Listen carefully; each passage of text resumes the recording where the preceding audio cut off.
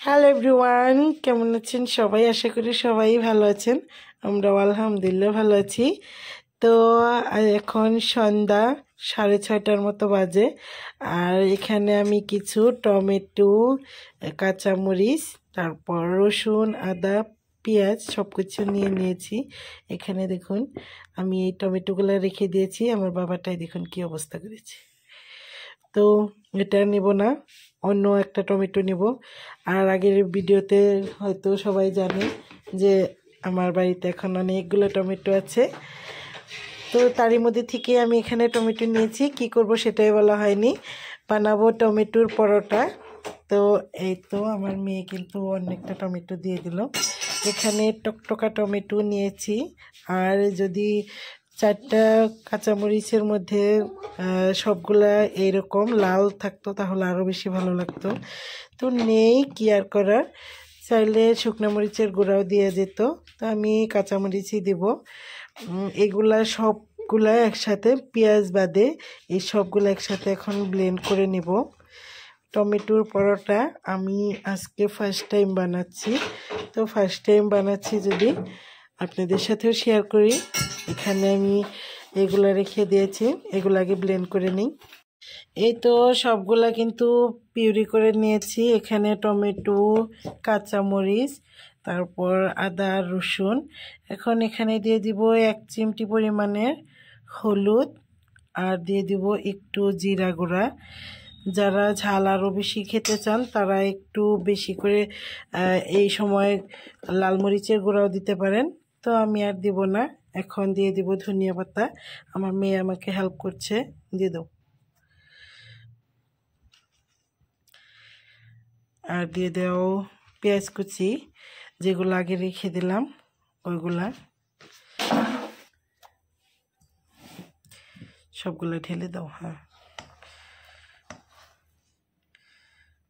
হয়ে গেছে। এখন দিয়ে দেব নুন। নুনটা আমি দিয়ে দিই, এই তো নুন দিয়ে দিই, আরও একটু দিয়ে দিই, অল্পই দিব। তো দিয়ে দিলাম। এখন এগুলা মিক্স করে নেব। এখন মিক্স করে নিই এগুলোর সাথে। এই তো এখানে মিক্স করা হয়ে গিয়েছে। এখন আমি দিয়ে দিব এখানে আটা ময়দা যে যেটা খায় ওইটাই ইউজ করা যায়। তো আমি আটা দিয়ে দিই। আটা দিয়ে তারপরে একটু মিক্স করে নেবে। এখানে আটা মানে কতটুকু লাগবে ওইটুকু জানা নেই। যেরকম পিউরিটা পাতলা থাকবে ওই হিসেবেই আটা দিতে হবে। তো আমি এখানে এগুলো মিক্স করে নিই। এই তো আমি এখানে আরও আটা নিয়ে তারপর একটা সফট ডো করে নিয়েছি। খুব বেশি সফট না, এটা একটু রেস্টে রেখে দিলেই ঠিক হয়ে যাবে। এখন এটার উপরে একটু তেল দিয়ে দেব। তেল দিয়ে দাও। তেল দিয়ে তারপরে একটু সময় রেস্টে রেখে দেব। 5-10 মিনিট হলেই হবে। এটা একটু ঢাকনা দিয়ে ঢেকে তারপরে রেখে দেব। এটা তেল মেখেছি। এখন আমি হাত ধুয়ে আসি।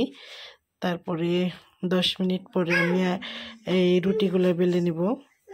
রুটি না, আসলে পরোটা। তো এটা এখন রেস্টে রেখে দিই।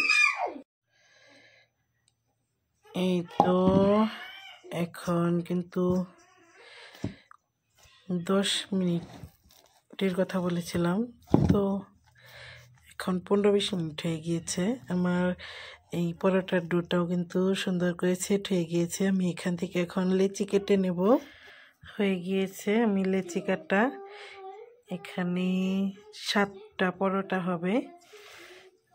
তো আমি এখন রুটি বানিয়ে নেব। এই তো লেচি কাটা হয়ে গিয়েছে। তো এগুলো আমি একটু একটু উপর দিয়ে ময়দা ছড়িয়ে দেব।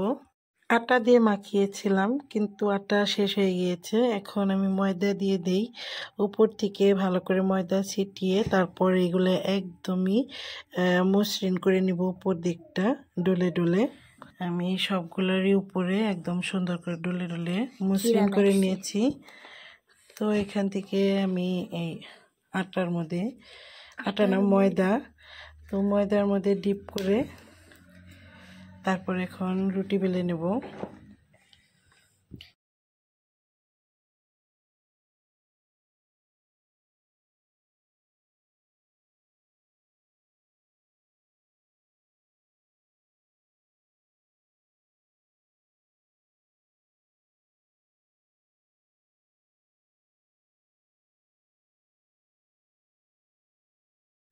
এদিক থেকে তাওয়া গরম হয়ে গিয়েছে, তো এখন আমি একটা পরোটা দিয়ে দিব। কি সুন্দর হয়েছে পরোটাটা, দেখুন। এই ধনিয়া পাতা দেওয়ার জন্য একটু একটু কালার চলে আসছে, সবুজ সবুজ, অনেক কিন্তু দেখতে ভালো লাগছিল। তো এটা এখন উল্টিয়ে পুল্টিয়ে ভেজে নেব। এক সাইড হয়ে গেলে উল্টিয়ে দেব। এদিক থেকে আমি ঘি দিয়ে দিব। এখানে ঘি তেল সব কিছুই দেওয়া যায়, তো আমার যেহেতু হাতের বানানো ঘি ছিল, তা আমি ঘি দিয়েই ভেজে নেব।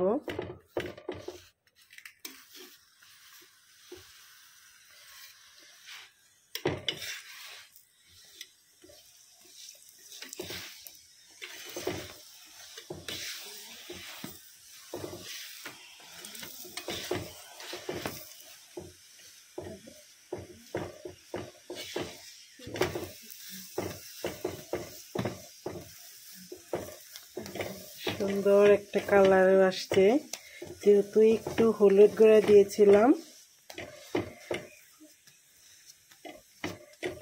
তো এই দেখুন অনেক সুন্দর কালার চলে আসছে।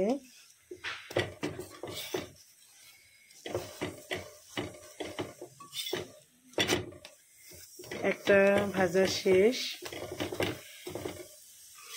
তো এইভাবে আমি সবগুলো ভেজে নেব। আশা করি আজকের এই আলু পরোটা রেসিপি আপনাদের কাছে ভালো লেগেছে।